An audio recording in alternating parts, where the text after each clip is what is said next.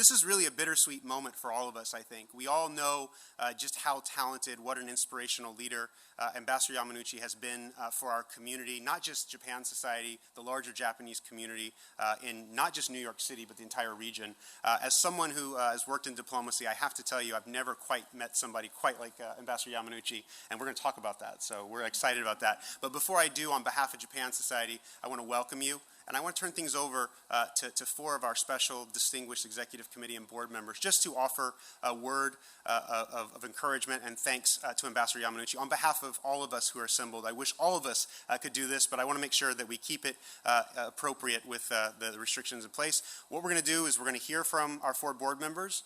Ambassador Yamanouchi and I are going to have a conversation, and then I'm going to invite all of you to come up one by one to greet him, to say thanks or whatever else you have to say. We'll take a picture with the backdrop and the flags, and then we'll invite you to our second floor to a truly spectacular Munakata Gallery exhibit. Given that we can't offer the omotenashi we would like to normally with food and beverages, given the restrictions in place, we'd like to invite you, masked, up to the second floor to enjoy the gallery as a small token of our appreciation for being here tonight. Without further ado, let me turn over to our Vice Chairman, Alan MacDonald.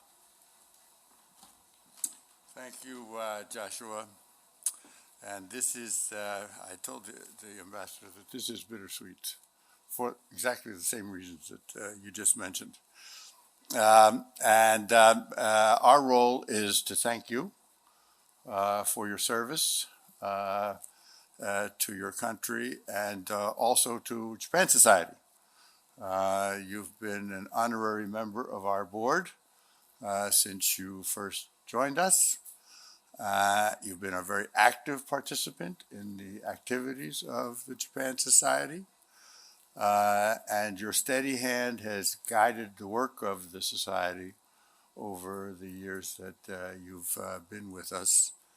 I remember in particular your participation in our last live gala, in which you very kindly awarded the Japan Society Awards to our honorees, which was deeply appreciated. And you also helped us, Joshua in particular, in arranging for Prime Ministers Abe and Suga to participate in our virtual activities. On a personal basis, I have thoroughly enjoyed our time together, discussing geopolitical affairs and economic affairs, large and small, and for your gracious hospitality at the residency. So on behalf of the Society, everyone here I'm sure joins me in thanking you deeply for your service. I'd like to hand off to my fellow Vice Chairman, Koshi, who is also going to say a few words.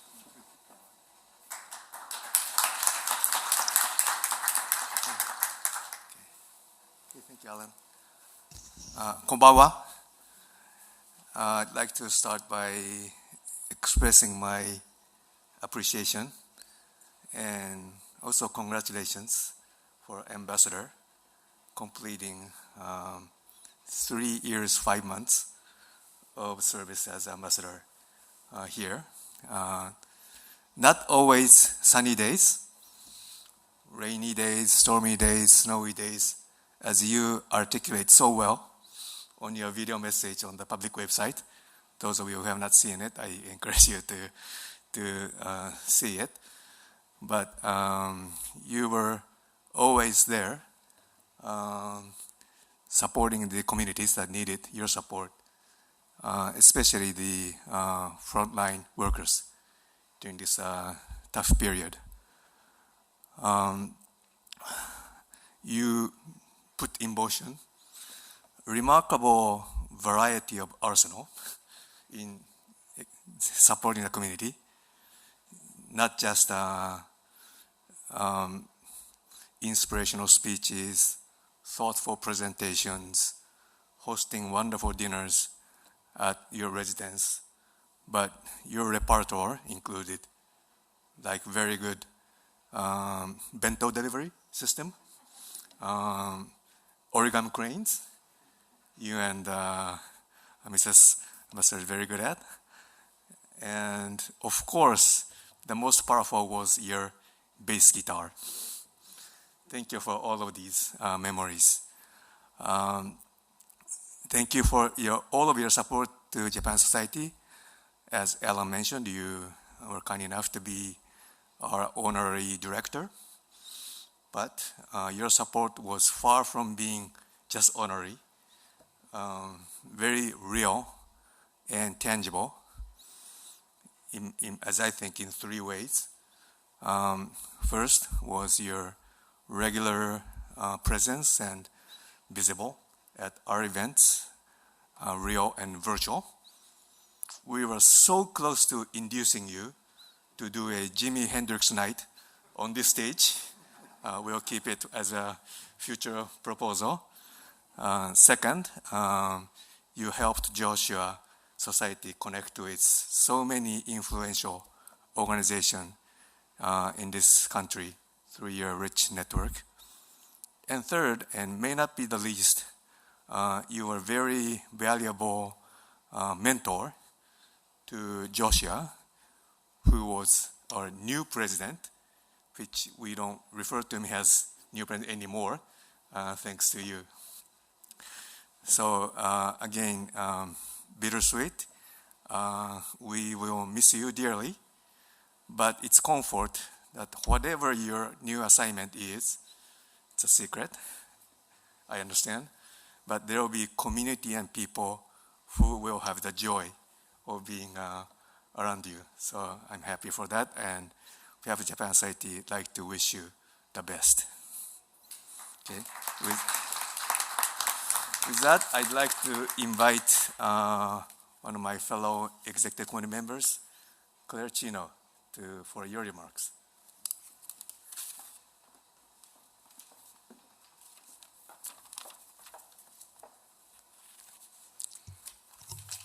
Thank you so much, Ambassador Yamanouchi. There are so many things for which I'm extremely grateful for your support, your leadership in this community. But I'd like to, in particular, mention three things for which I'm most grateful. The first one is I'm grateful that you kept us safe. You protected us. And quite frankly, March 2020 was a very, very scary moment. I didn't really know what to do. I really felt that I was in charge of protecting our employees' lives. And of course, I'd never had a kind of an experience before.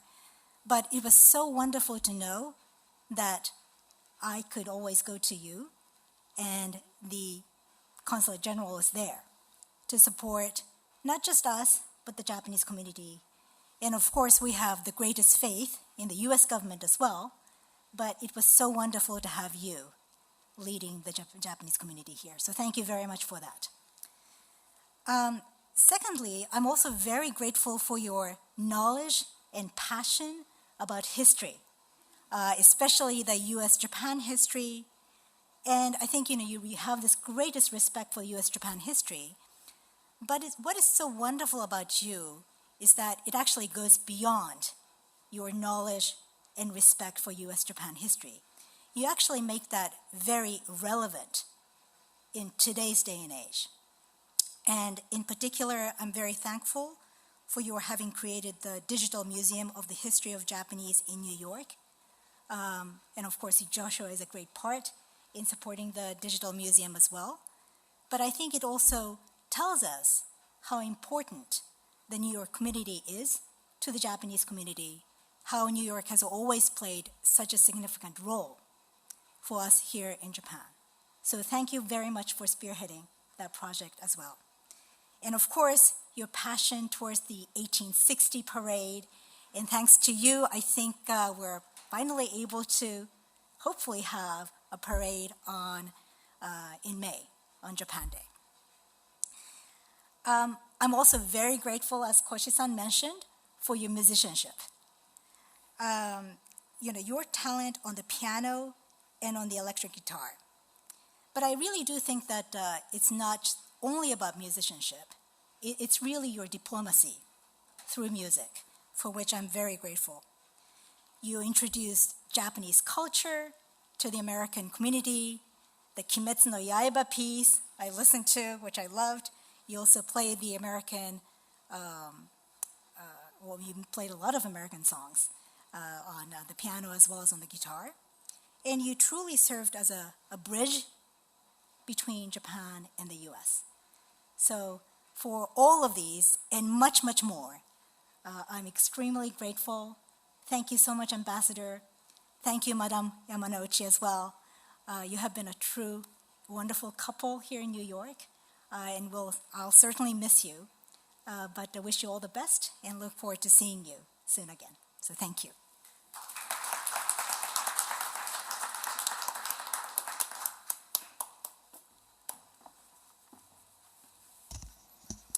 Good evening. My name is Doug Peterson. So for those of you who don't know me, it's really nice to see you this evening. Ambassador Yamanouchi, it's an honor to be here tonight to say a few words, and Madam Ambassador as well. So thank you for being here.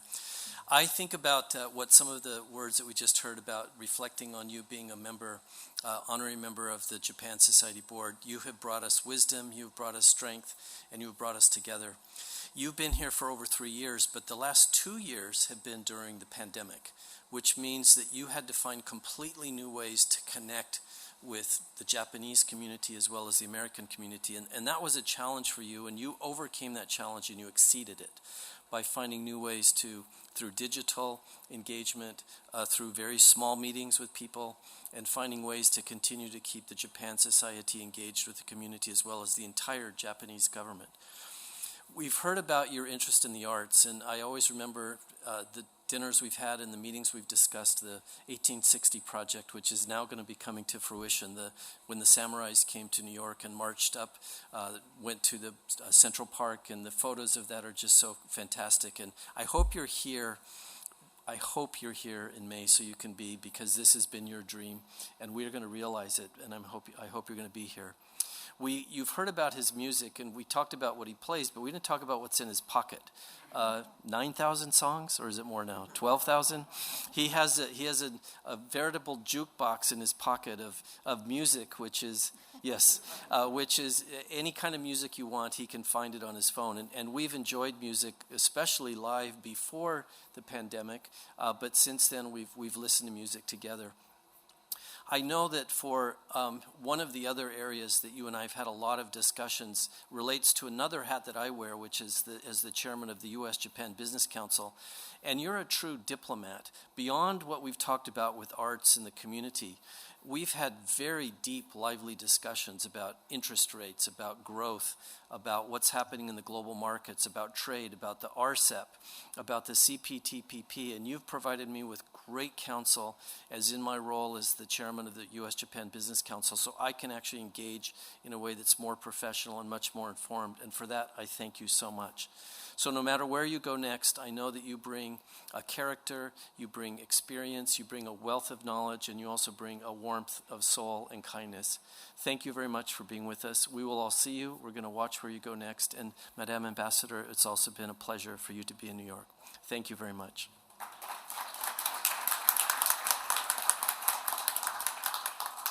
We have that type of lineup, Mr. Ambassador, and they say those types of great things. And I'm sure if I went through all the board members who are here and all the VIPs, we could spend all evening, maybe the entire week, filibustering to make sure you don't leave us this weekend. Let me just start with a really easy, basic question. Before that, I feel like if I run for public office, I could win favor. Yeah. Thank you. Thank you. So I want to hear. Thank you very much for nice words. I mean, in some ways, they've just basically done my job and summarized it all so easily. So now let's just have a conversation. Let's just start with an easy one. What's your favorite memory of New York that you're going to take with you? I knew that you were asking that question. So my simple answer is here at the Japan Society. I have been here many, many times. Even before my mission as Consul General, I've been here. But every time I come here, I feel like this is a very sort of strength of U.S. Japan relations. You have policies, you have businesses, you have art, and you have people. Then every time I come here or upstairs, it's a very, very fond memory. And just a memory I have about New York is one time I had the water bath or ferry. Looking New York City from the water was so beautiful. So I have many activities inside Manhattan, meeting various people, going many places, but just inside. Then I just realized, looking New York City, Manhattan skyline from the water, it's so beautiful. And that makes me, oh, I'm so fortunate that I'm here to work here, to meet here. And that's a very unforgettable moment last summer.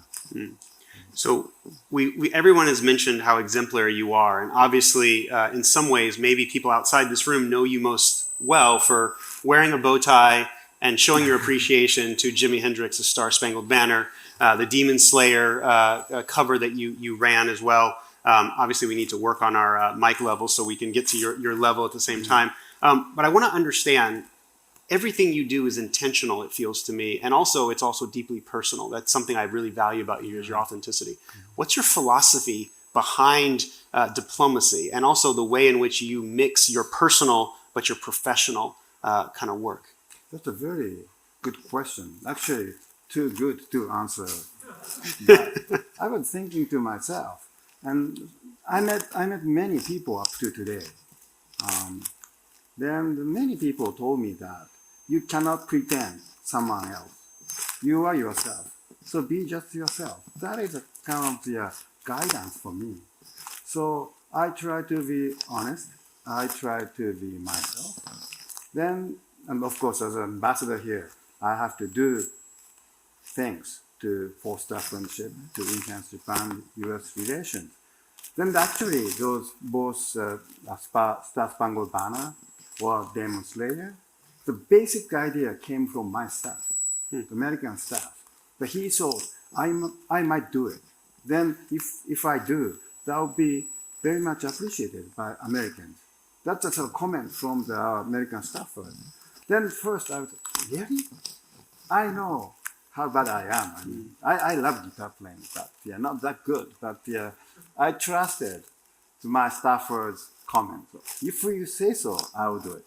Then I did my best. So I didn't expect that big reaction, positive reaction came. But looking back, probably the following, just being myself, being honest, and expressing my heartfelt feeling towards the audience. And I myself was very fortunate that my message was actually came across to the people. So it was referenced, but I think it's important to put out in the context. It feels to me like you've served 3 years and 5 months, but since 2 of those years are under COVID, I think that counts for at least 20 in terms of COVID years, managing so many different variants, concerns, uncertainty, keeping everyone safe. We're all looking for that optimism. You seem to always have something positive to say. You seem to know always what's the right thing to say. What gives you a sense of optimism, especially in a bittersweet moment where we're about to lose you? And I know your successor will be great, but he's not going to be you. What words of optimism do you have for us, even in New York's darkest moments? I don't know. Actually, the things is always relative, right? The half full, half empty things. And it's easy to mention half empty side. But I try to see the half full side. Then if I see those sort of things, I just feel we will overcome that difficult moment. Partly because I like history. So from time to time I read various history books. Then what happening today was actually not exactly the same, but the similar thing had happened before. The human beings have always overcome that one. So I think that tells this is very difficult moment, tough moment, but I'm very positive that we will be overcome these things. That's the sort of my basic idea. Then as an ambassador or as a leader of the community, if I say something very negative, people might be very down. So I need to cheer them up. And so that's the sort of the thing. Something we all should learn from, inspiration. What are you going to miss most about New York? That's another great question.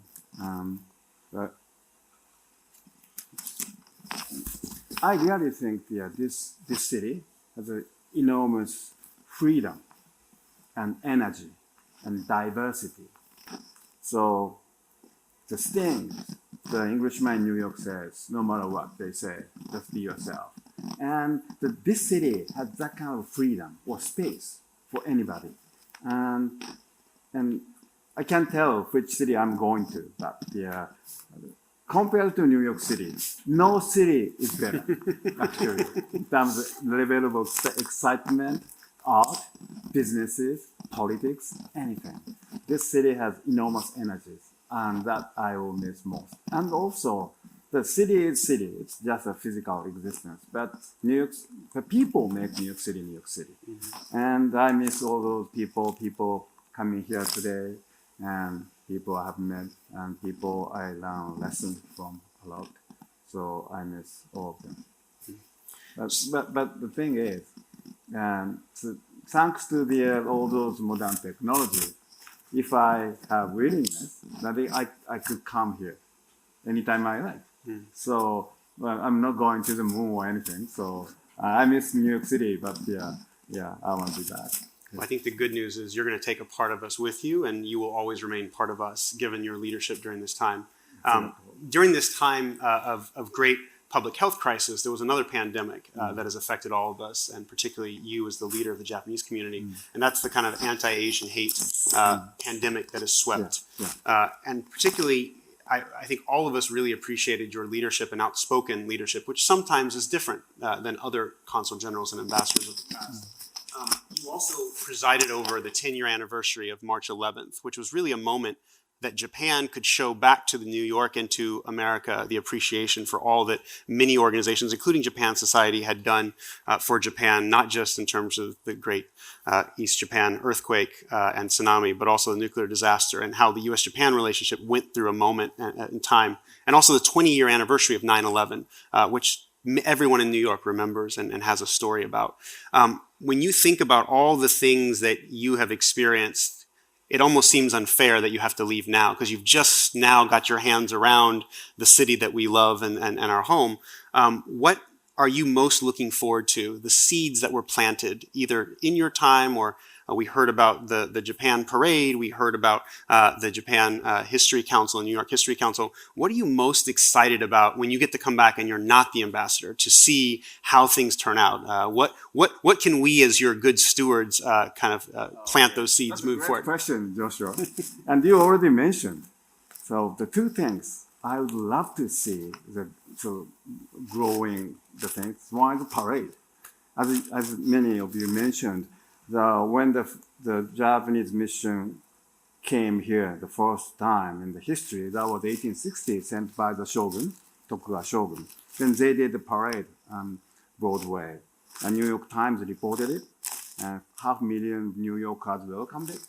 And Walt Whitman actually wrote a poem. But ever after that, no major parade was made in New York City. Whereas such New Yorkers love parades, in various parades, Italian, Puerto Rican, and many others. But no Japanese yet. So this is going to be the first one. So it shouldn't be just one. So it should be followed by next year and next year and next year. So actually I served in Washington, D.C. twice. Then in Washington, D.C., that's a Cherry Blossom Festival. It's a very big one and famous one. But it didn't start that way. And 100 years, more than 100 years, ups and downs. But there was a strong willingness of the people in Washington, D.C. to maintain it. Then we see the great Cherry Blossom Festival here today. So New York City, we will start this Japan Parade this year first, next year, 10 years after, 20 years after. Then, say, 100 years after, then compared with, hey, Washington, D.C. has a Cherry Blossom Festival. In New York City, we have Japan Parade in Central Park. That is sort of the dream I'm having. And that is the one. The other one is a history museum. Yes, we came together the December 12th of 2020. Then there was a willingness to have it. But no actual foundation yet. But within 3 months, we became able to have the pamphlet. Then within half year, we established this digital museum. But digital museum is just the first step. So eventually, hopefully, we'll have the actual museum in New York City in a very nice places. The thing is, because I live very close to the Metropolitan Museum of Art, and I like the history of Metropolitan Museum of Art, that the idea was started next year of the end of the Civil War, 1866, in Paris. Those Americans in Paris just came together to dream. We will have the American Museum in New York City to the symbol of the unity of the people. While they were seeing all the Louvre and all those famous museums in Paris. Think of this way. Next year of the end of the Civil War, where all the Americans killing each other and devastated. In Paris, it's city of beauty and freedom. So they dreamed of it. It took 4 years to have their little museum in East Village. Then a couple of years later, they moved to this Fifth Avenue, right next to Central Park. That was not big museum at that time. It took 150 years to make the world best museum in New York City. So we dreamed 2 years ago of this Japanese history museum in New York. And now we have digital museum. So I really hope Japan society helps this museum become actual existence. I think I should let everyone know that we're hoping that if the COVID is willing, that we should have the first physical event in a public forum celebrating the history, hopefully on this very stage with many of you. We're still working out the details, but that is the hope in March, and we will hopefully begin to track this and see how much a part of our DNA that becomes part of, and we appreciate your leadership on that. Let me ask you in my final question, your final words of wisdom as someone who has really gone through everything, and I just have to say on a personal level to echo our board members, to be the new president of Japan Society, it feels like a lot of weight. And I think one of the things I've appreciated most is just how you've always been there right beside me, our staff, the board, and the society as well. And I think you can tell just by the level of people and the way, the heartfelt moments. But I just want to add that as well, that you have been more than just an ambassador. I think an ambassador means someone who bridges worlds, but you've been a true friend. And I know you always like to talk about a friend in need as a true friend indeed. And so I think that in some ways we've all learned that from you. So as someone who now is in some ways going on to next steps, and you'll never leave New York as we've already promised, or maybe threatened is a better word. What are your final words of wisdom to share with us? So, VSOP. It's easy to remember. V means vision. We have to have a vision, big picture. Then S, strategy. To make that vision in reality, we have to have strategy. Oh, actually, this is H, honesty. Because everything can be done. But nothing can be done by a single person. Have to be teamwork. Therefore, honesty is very, very important to bring friendship, trust, and other things. So, and this vision, strategy, honesty, and finally, I really think P is very important. That is passion. So anyone who have vision, strategy, honesty, passion can make things happen. So that's a word for myself and for my friends. Well, I'm going to invite everyone up in a minute. I could probably stay here all day and talk to you, as you know, and I'm sure we will continue those conversations over Zoom and all the different modes of communication we have. But there is something seemingly appropriate that in the midst of the pandemic, we're able to gather in person. There's something we've missed and has been taken away from us, but you've helped us see the light and you've gotten us to this point. And I hope that that is something that we all can learn from you. I want to just say a heartfelt otsukare-sama desu. In some ways, it is more than just a job well done. And we say in English as well, Godspeed, as you go off to your new post. I want to make sure that everyone here gets a chance to greet you directly and can take a picture with you as appropriate. But especially on behalf of the community that focuses on U.S. Japan, I would be remiss if I didn't say thank you and a heartfelt arigato gozaimasu for all you've done. And of course, Madam Ambassador, I know more than anyone else that you can't do this alone, and it takes teamwork, particularly in a partnership as strong as yours. And we can see the delight that you take in hosting all the people in this room in different ways. And so I hope that we all can learn from that beautiful example and your partnership that you have offered to us, and the partnership that we've been able to have with Japan Society and your team and you yourself. So there's no gift, there's no words that we can offer you that's greater than what you've already given to us. So I want to say thank you, and I want to turn it over and make sure that everybody else gets a chance to appreciate you, and we don't take the limelight any longer than we have to, so we can appreciate you. So with that, thank you so much for your service. Otsukare-sama. ありがとうございます。ありがとうございます。